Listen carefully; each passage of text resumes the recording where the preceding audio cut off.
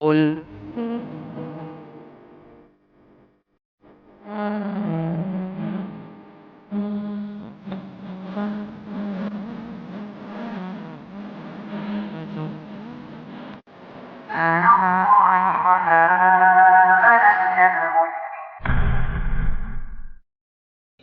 Baik, alhamdulillah wassalatu wassalamu ala Rasulillah wa ala alihi wa sahbihi wasallam.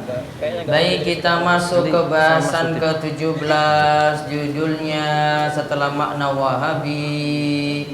Sekarang tentang biografi Syekh Muhammad bin Abdul Wahhab. Ya, kita lihat biografi Muhammad bin Abdul Wahhab. Muhammad bin Abdul Wahhab dilahirkan di kota Uyainah, Najd pada tahun 1115 Hijriah. Beliau hafal Al-Quran sebelum berumur 10 tahun. Najd itu yang ada di Riyadh sekitarnya. Ya, itu Najd namanya. Ya. Najd itu yang ada di sekitar kota Riyadh, jadi di tengah-tengah. Kalau Mekah Madinah itu di pinggiran sana. Damam juga di pinggir pantai sebelah timur. Kalau Mekah Madinah pinggir pantai sebelah barat. Ya, kalau Riyadh, Najd itu di tengah. Terus Beliau belajar fikih mazhab Hambali kepada ayahnya. nah lihat, backgroundnya berarti ada. Mazhab beliau apa? Hambali. Maka seorang itu kalau mau belajar punya background dulu. Apa dasarmu belajar? Boleh belajar mazhab, asal tidak apa? Fanatik. Jangan anggap semua pendapat mazhab itu benar mutlak, enggak. Kita ambil itu sebagai sarana belajar yang sesuai dengan dalil diikuti, yang tidak sesuai itu ditinggalkan. Terus Belajar hadis dan tafsir kepada para syekh dari beberapa kota, terutama kota Madinah. Beliau memahami tauhid langsung dari Al-Quran dan Sunnah. nah, jadi beliau memahami tauhid langsung dari Al-Quran dan Sunnah. Ada sumbernya. Makanya beliau tulis dalam kitab tauhid itu pakai sumber, pakai rujukan. Wahabi itu pakai sumber, pakai rujukan. Bukan ngomong saja sembarangan. Ada dalil. Dia nggak keluarkan sedikit di kitab tauhid itu cuma isi dalil saja yang banyak dan kesimpulan-kesimpulan dari beliau. Dalil aja. Al-Quran, hadis, Al-Quran, hadis, Al-Quran, hadis. Tiap bab kayak begitu. Terus Beliau tersentak demi melihat pemandangan di kotanya, Najd, dan kota-kota lain yang beliau kunjungi penuh dengan kesyirikan, khurafat, dan kebid'ahan. nah, jadi beliau juga ingin memberantas TBC tadi. Dan perlu dipahami bahwasanya ada murid-murid beliau datang ke tanah air juga punya misi yang sama seperti beliau, Syekh Ahmad Dahlan. Itu kayak gitu juga sama, belajar datang ketika berhaji ke tanah suci. Kemudian balik bawa pemahaman itu juga, berantas TBC juga, sehingga beliau dirikan apa? Muhammadiyah. Dakwanya seperti itu. Ya, maka orang-orang Muhammadiyah itu asalnya tauhidnya itu benar. Enak didekati. Ya. Iya kan? Iya. Ya dekati anaknya juga bisa. Macam-macam aja tanya dekati apa.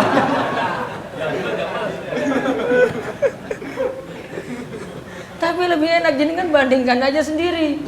Ya, enggak banyak-banyak yang disinggung itu sudah pada paham. Oh ini nggak boleh, ini nggak boleh. Tradisinya banyak yang nggak ini. Kecuali kalau dia cuma memiliki Muhammadiyah sebagai ormas saja, namun yang ajaran-ajarannya dia pertahankan, ada seperti itu. Namun kalau dia Muhammadiyah tulen itu sudah paham kayak gini, wow saya nggak boleh kubur berlebihan kayak begini, oh saya nggak boleh tradisi-tradisi selamatan kematian seperti ini, sudah paham. Namun karena dia bermasyarakat, ada yang bermasyarakat terbaur dengan masyarakat sehingga yang tradisi-tradisi itu masih dia pakai. Masalahnya Muhammadiyah seperti itu sudah pada paham. Ya, sehingga kalau antum mau dakwah paling enak gitu kalau dengan kalangan Muhammad dia nikah juga. Itu. Waduh kamu disuruh selawatan terus coba jam 9 sampai jam 3 pagi coba gimana? Orang Muhammadiyah nggak kenal kayak gitu loh. Ngaji saja. PAP saja, iya kan? Nggak ada main-main macam-macam, ngaji terus. Kegiatan rutinnya ada ngaji terus. Kamu nanti disuruh selawatan terus, kamu disuruh pimpin hadrohnya lagi gimana tuh? Pusing kamu nanti. Waduh saya nggak bisa pak, ini gimana? Coba kalau sama Muhammadiyah santai-santai aja. Sudah pada paham kayak begitu. Betul nggak bapak ini? Banyak ini BCM di sini. Takmir-takmirnya sama. Namun mungkin ada yang jadi pengurus, jadi di organisasi itu, yang di bawah-bawahnya ini belum paham karena mungkin dakwah belum, butuh pelan-pelan, namun lebih mudah nerima. Gitu, paham ya? Nah, berarti milih jodoh gimana? Paham berarti. Udah. Gunung Kidul mayoritas Muhammadiyah, cari Gunung Kidul berarti. Jogja. Iya kan? Mudah sekali. Jalannya lebar. Jalannya masih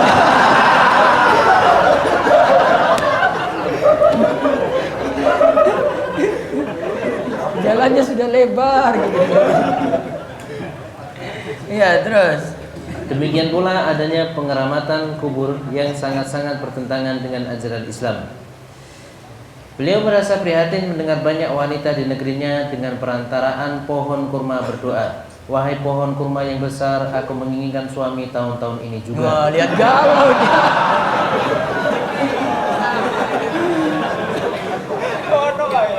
Oh no ya. Jadi kalau awal zaman sekarang itu datang pinggir pantai, kemudian dia pasang kertas, "Bang, kapan saya siap dihalalkan?" Update Instagram. Iya kan kayak gitu kan? Cewek-cewek kayak gitu kan zaman sekarang kan? "Kapan bang saya siap dihalalkan?" Ya galau sekali nih awat ini. Cari di pinggir pantai kayak gitu, pasang tulisan dulu. Kalau dia umroh kayak gitu juga. "Kapan bang ini saya di depan Ka'bah ini bang, saya siap nanti ketika pulang." Mang manusia zaman sekarang ini. Ini kalau dulu nih parah kayak begini, belum dapat jodoh mintanya pada pohon kurma. Berarti masih mending sekarang ini ya daripada dulu ya. Lebih parah sekarang malahan. Ini belum melihat yang itu tadi baru galau-galau biasa. Yang dulu kayak gini nih, "Wahai pohon kurma, aku menginginkan suami." Berarti belum, sudah dapat jodoh belum ini? Belum. Sama dengan antum-antum berarti.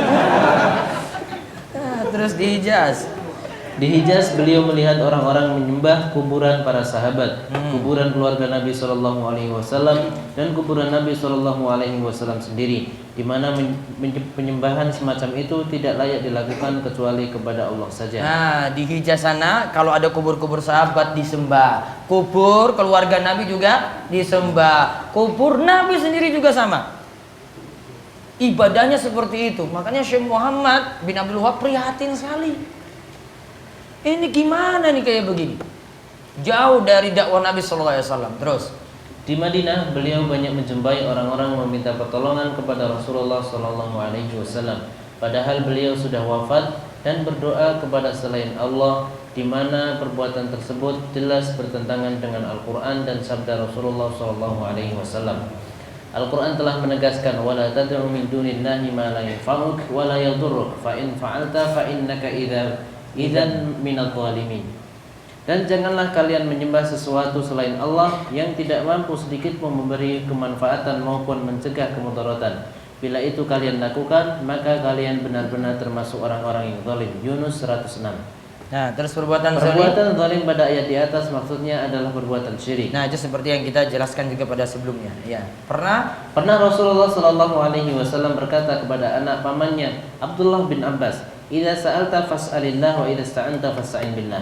Jika engkau hendak meminta, maka mintalah kepada Allah, dan bila engkau hendak memohon pertolongan, maka mohonlah kepada Allah. Hadis ini diriwayatkan oleh At-Tirmidzi dan dia berkata hadis ini hasan sahih. Nah, terus Syekh Muhammad bin Abdul Wahab. Syekh Muhammad bin Abdul Wahab menyeru bangsanya untuk bertauhid dan agar berdoa hanya kepada Allah saja, karena dialah yang maha kuasa dan maha mencipta. Selain dia adalah makhluk yang penuh dengan kelemahan dan tidak mampu sedikit pun menolak kemudaratan untuk dirinya sendiri, apalagi untuk orang lain. Nah, lihat. Jadi Syekh Muhammad bin Abdul Wahab tahu kondisi masyarakatnya seperti tadi. Lihat di Madinah tempat dia belajar juga seperti itu. Karena perasa prihatinnya, beliau akhirnya memutuskan untuk berdakwah, mengingatkan tauhid supaya mengisahkan Allah, supaya menjauhi syirik. Terus mahabbah atau mencintai orang-orang soleh adalah diwujudkan dengan mengikuti perilaku mereka, bukan dengan menempatkan mereka sebagai perantara ketika berhubungan dan berdoa kepada Allah.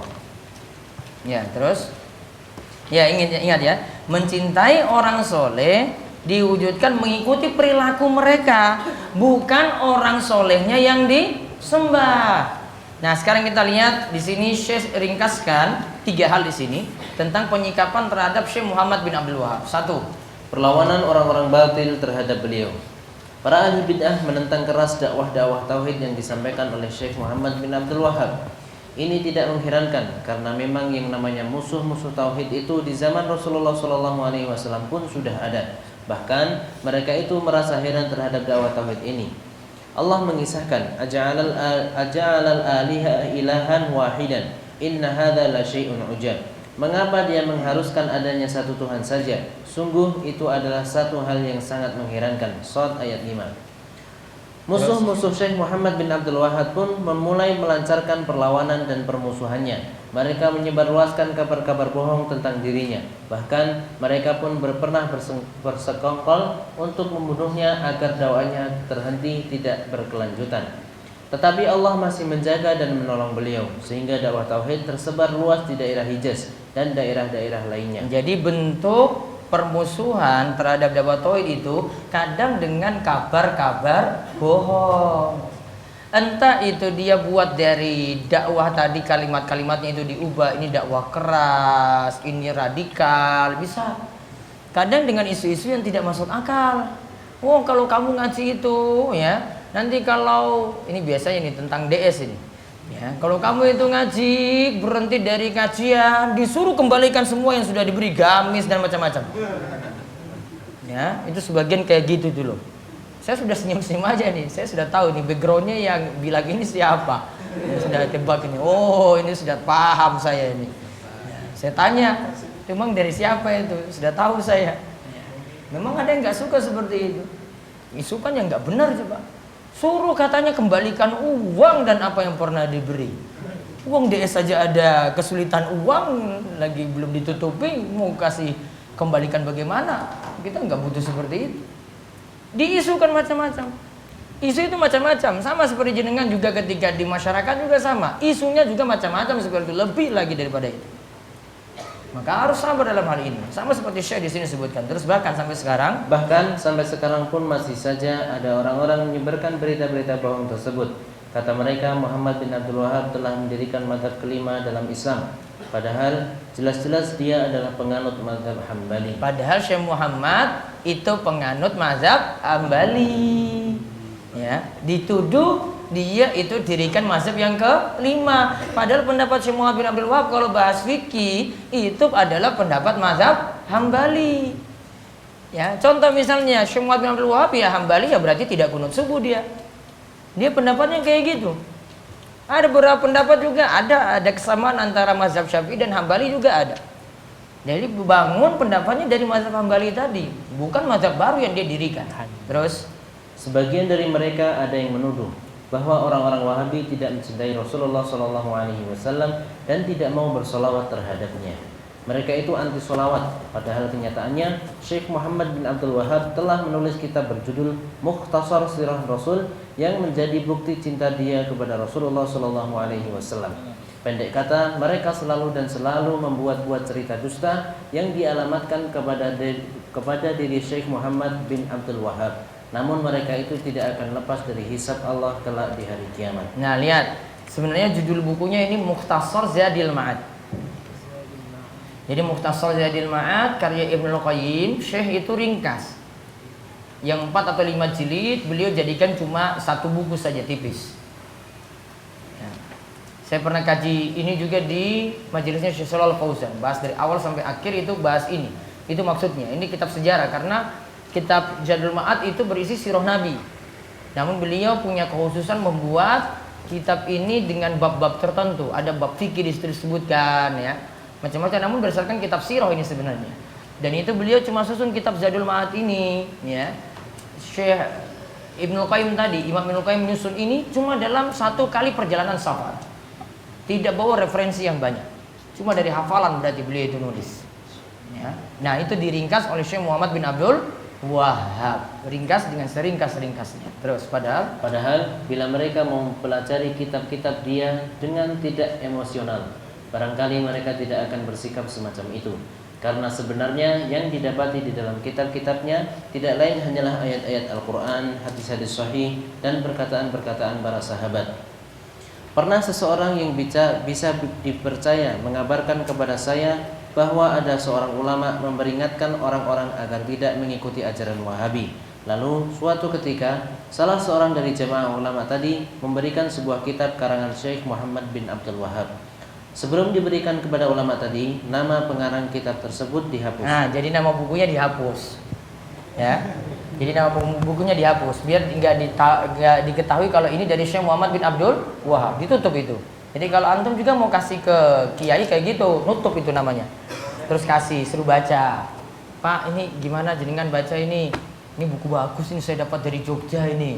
Ya, gitu. Terus kasih. Terus kemudian ulama tadi membaca dengan seksama kitab tersebut dan terkagum-kagum dengan isinya.